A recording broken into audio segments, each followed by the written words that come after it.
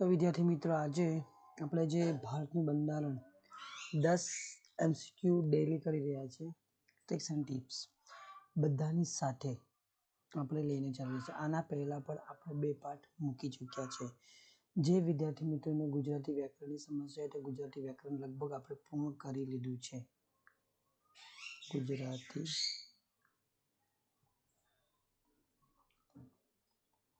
વ્યાકરણ બરાબર, તેની પ્લેલિસ્ટ છે, તો પ્લેલિસ્ટ પણ જોઈ લેવી. એના પહેલાં જે 10 પ્રશ્નની MCQની સિરીઝ છે, એની આગળની સિરીઝ પણ જોઈ લેવી. ચાલો શરૂ કરીએ છીએ. વધુ વાતો ન કરતા આપણે આપણો પહેલો પ્રશ્ન છે કે ભારત એટલે કે સ્વતંત્ર ભારતે પોતાના બંધારણનો અમલ ક્યારે શરૂ કર્યો હતો. ખાસ જ્યારે પણ આ વસ્તુ વાંચીએ છીએ ત્યારે આપણા મગજની એટલે કે આપણે અહીંયા આગળ કયા કોન્સેપ્ટ યાદ આવવો જોઈએ. એક તો બ્રિટિશ ભારત, પછી છે આ કંપની શાસિત ભારત,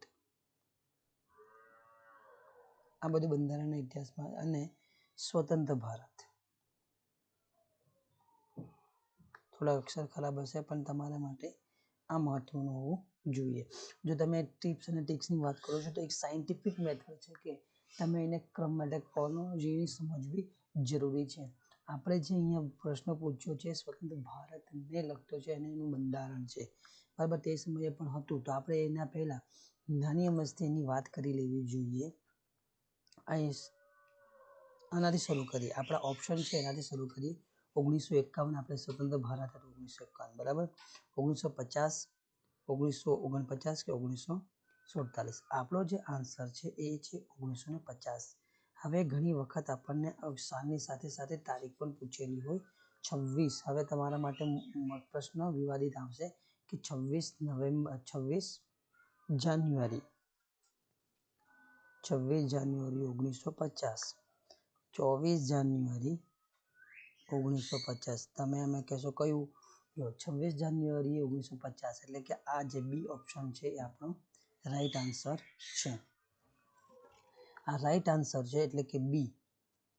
પણ આને આપણને ખબર હોય તો 1947 શું ખબર છે, 1949 શું તે ખબર હોવું જોઈએ, તો આપણા માટે મહત્વ છે. તો એ પણ સમજી લેજો. 1947ની વાત કરવી હોય તો 1947ની અંદર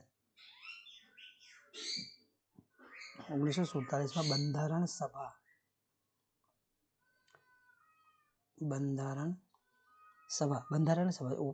તમને બહુ લખી નહીં સમજાવું, સીધું કહી દઉં છું. બંધારણ સભાની જે ડ્રાફ્ટ સમિતિ હતી અને પ્રારૂપ સમિતિ જેને કહો છો, એની રચના થઈ હતી. એના અધ્યક્ષ કોણ હતા? બાબા સાહેબ આંબેડકર.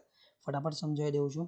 અને આ બંધારણ સભાનો જે પહેલો વિચાર મૂક્યો હતો ને એ મહાત્મા ગાંધીજી દ્વારા મુકાયો હતો. એ પણ ખાસ ધ્યાન રાખવું. કઈ સાલમાં? તો 1922થી આ વિચાર શરૂ થયો હતો. એના પહેલા પણ શરૂ થયો, પણ 1922માં ગાંધીજી બંધારણ સભાની વિચાર મૂક્યો હતો. એ પણ ખાસ યાદ રાખવું. બંધારણ પછી એને રચનાની માંગનો જે પ્રથમ પ્રયાસ એટલે કે આ વિચાર હતો.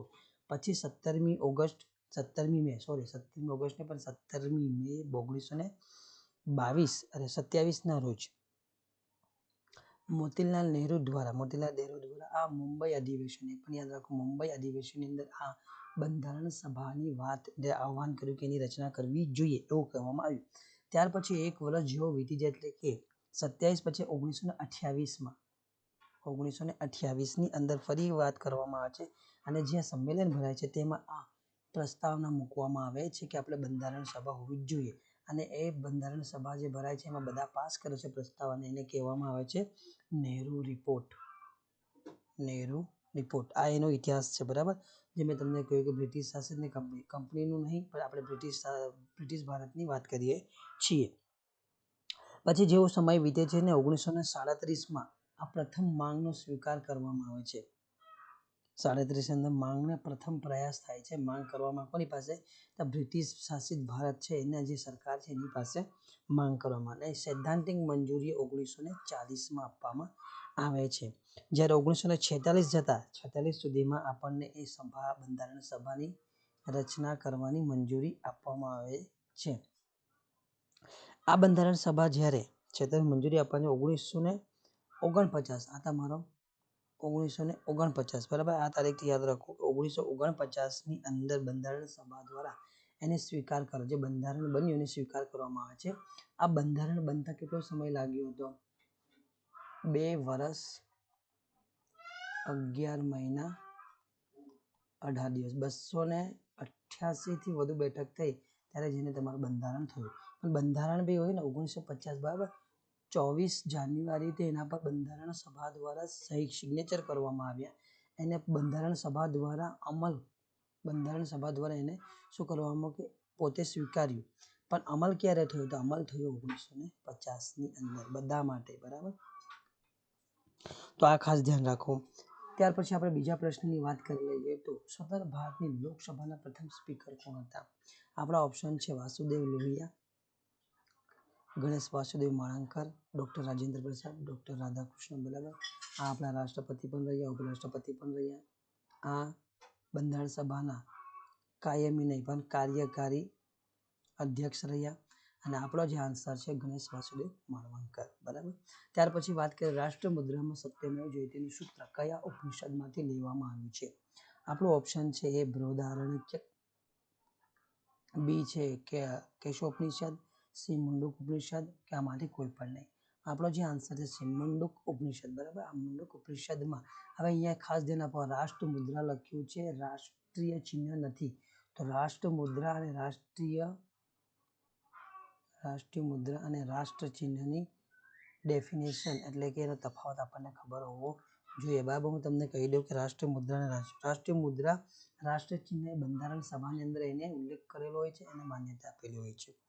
રાષ્ટ્રીય મુદ્રા એટલે કે આપણે જે કરન્સી વાપરી રહ્યા છે રૂપિયાની નોટ, એ રૂપિયાની નોટ રાષ્ટ્રીય ચિહ્નની અંદર આપણને બધી ડિટેલ હશે ક્યાંથી કયું છે કેટલું છે. જે સારનાથના અશોક સ્તંભમાંથી લેવામાં આવ્યો છે, એમાં 4 સિંહ છે એની વાત હશે, એની અંદર કમળ છે, હાથી છે. બરાબર, એ બધી ડિટેલ રાષ્ટ્ર ચિહ્નમાં હશે. રાષ્ટ્ર મુદ્રામાં માત્ર ને માત્ર આપણે નીચે જોયું છે સત્યમેવ જયતે અને 4 સિંહની આકૃતિ છે અને સિમ્બોલ છે રૂપિયાનો આગળ, અને એમાં કોના હશે સિગ્નેચર? નાણાં સચિવના સિગ્નેચર હશે. ખાસ રૂપિયો હોય તો, મોટી નોટ હશે તો કોની હશે? આરબીઆઈના ગવર્નરની. ખાસ ધ્યાન રાખો. ત્યાર પછી વાત કરીએ રાષ્ટ્રગીત. જન ગણ મનના સર્જક કોણ છે? બરાબર, તો રવિન્દ્રનાથ ટાગોર, બંકિમચંદ્ર ચટ્ટોપાધ્યાય, મેડમ કામા, આમાંથી કોઈ પણ નહીં. બરાબર, આપણે જે જન ગણ મન છે, જન ગણ એટલે કે રાષ્ટ્રગાન છે, આ રાષ્ટ્રીય ગાન છે એટલે રાષ્ટ્રગીત, એના રચ્યા છે રવિન્દ્રનાથ ટાગોર. બરાબર, બંકિમચંદ્ર ચટ્ટોપાધ્યાય કયું રચ્યું એ પણ યાદ હોવું જોઈએ, વંદે માતરમ. અને વંદે માતરમ શું છે? આ રાષ્ટ્રીય ગીત છે. બરાબર, આ રાષ્ટ્રીય ગીત રાષ્ટ્રીય ગીતમાં વંદે માતરમ આવે. વંદે માતરમનો રચયિતા બંકિમચંદ્ર ચટ્ટોપાધ્યાય અને રાષ્ટ્રીય ગાન રવિન્દ્રનાથ ટાગોર, જન ગણ મન. બરાબર, રાષ્ટ્રગીત. તો આમાં જરાક ભૂલ છે તે ખાસ આનંદ બંકિમચંદ્ર જે વંદે માતરમ રચ્યું એ કયું છે? આનંદ મઠ નામની કૃતિ હતી એમાંથી લેવામાં આવ્યો. એની 5 પદો જ લેવામાં આવ્યા છે. 5 પદો છે. પ્રથમ વખત જે અધિવેશન થયું પ્રથમ 1896માં આનંદમાં એટલે કે વંદે માતરમ ગાવામાં આવ્યું હતું અને આજે 12મું અધિવેશન હતું. પછી વાત કરીએ રવિન્દ્રનાથ ટાગોર જે જન ગણ મન છે એ મૂળ બંગાળી ભાષાનું છે. એમાં 5 પદો છે અને આ ગાવા માટે 52 સેકન્ડ. બરાબર, છેલ્લી 2 પંક્તિઓ છે, છેલ્લા 2 પદ એ તમારે 20 સેકન્ડની અંદર ગાવાના હોય છે. બરાબર, આ નિયમ છે.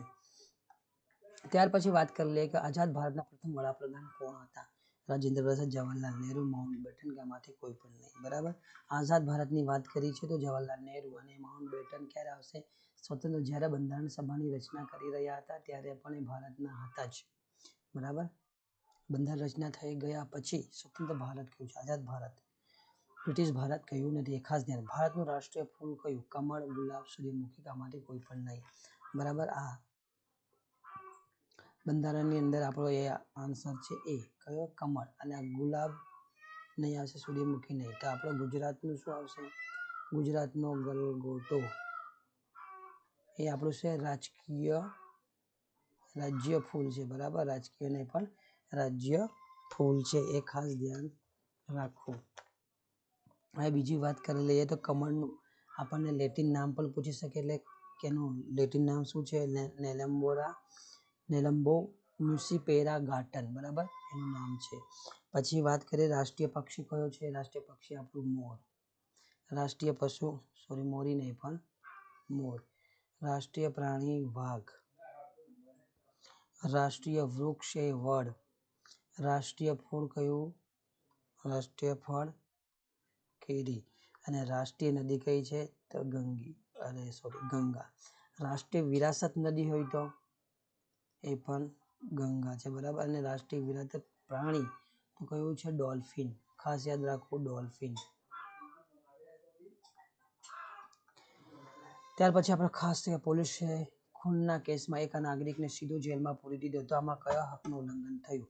એ છે સમાનતાનો હક, સ્વતંત્રતાનો હક, બંધારણ ઇલાજનો હક, આમાંથી કોઈ પણ નહીં, બરાબર. હવે આપણને ખબર હોવી જોઈએ કે મૂળભૂત હકો કયા છે. મૂળભૂત હકો કેટલા છે એ પણ યાદ હોવું જોઈએ. મૂળભૂત અધિકારો, બરાબર. પહેલા 7 હતા. 7માં છે કયો? ખાસ કરીને 7મો હતો, હવે 6 છે. પહેલા જે 7મો હતો એ છે મિલકતનો અધિકાર, બરાબર. મિલકતનો અધિકાર એ પણ ક્યાં આવે છે? હવે એ ભાગ 12 ની અંદર ગયો છે, જ્યારે એને સુધારો કરવામાં આવ્યો. 12મા અધિકાર એટલે કે 300A એ અનુચ્છેદ આને લાગે છે. 300A આ 12 ભાગ છે. એમાં કયું છે?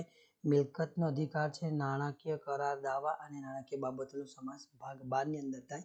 તેની અંદર 7મા ભાગને લઈ જઈ સંશોધિત કરીને 300A કરવામાં એમાં જે મિલકતનો અધિકાર છે. હવે 6 રહ્યા. 6 ની અંદર છે સમાનતાનો અધિકાર.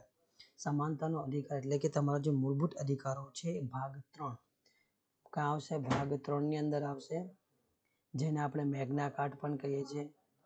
આના માટે બી કયું છે? ડિટેલ આપેલી છે. ભાગ 3 આની અંદર 12 થી લઈને 35, બરાબર.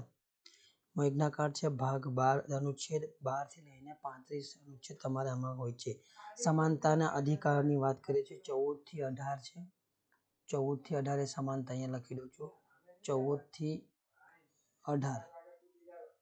પછી સ્વતંત્રતાનો અધિકાર છે એ તમારો 19 થી 22 છે.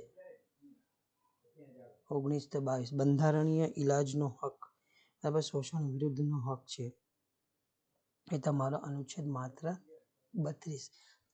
પછી જે તમારો રહ્યો શોષણ વિરુદ્ધનો અધિકાર એમાં આવશે 23 અને 24. પછી ધાર્મિક સ્વતંત્રતાના અધિકાર 25 થી લઈને 28. 30 ને આપણે રદ કર્યું છે એ પણ યાદ રાખવું. પછી સાંસ્કૃતિક હોય તેમાં સાંસ્કૃતિક 29 થી અને 30, બરાબર. બંને છે. એક મિનિટ.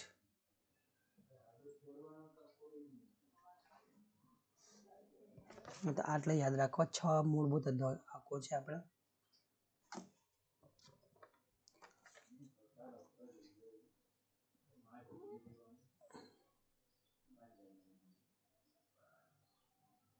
ઓકે મિનિટ બગલ. હા, જરાક ટેકનિકલ એરર છે, બરાબર.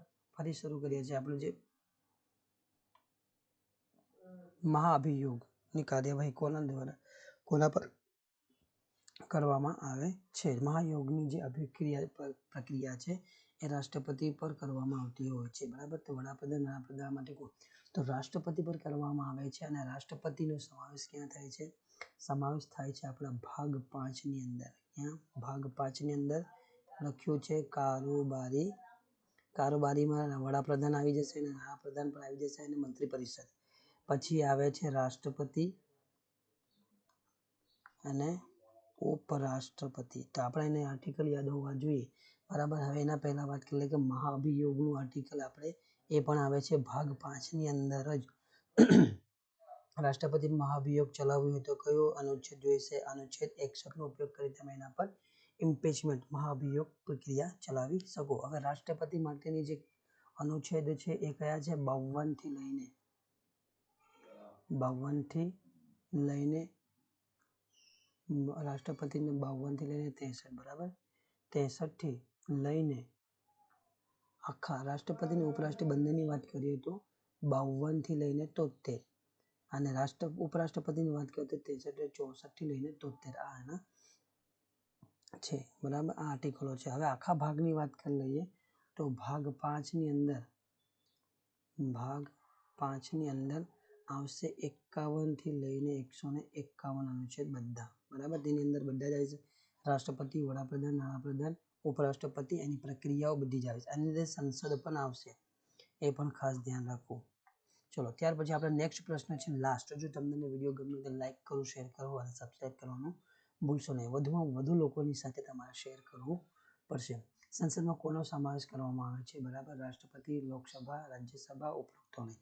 બરાબર, આ બધા ત્રણે ટર્મનો આપણે ક્યાં સંસદમાં સમાવેશ કરવામાં આવે છે. અને સંસદ માટેના જે અનુચ્છેદો છે 79 થી લઈને 88, બરાબર, આ માત્ર સંસદનો ઉલ્લેખ કરે છે, પણ સંસદના અધિકારો, એમાં વિશેષ અધિકાર, એ બધી બાબતોની વાત કરીએ તમારો આખો ભાગ 5 લેવો પડે. એમાં કેટલું છે ભાગ 5 ની અંદર 51 થી લઈને 151 અનુચ્છેદ છે, બરાબર.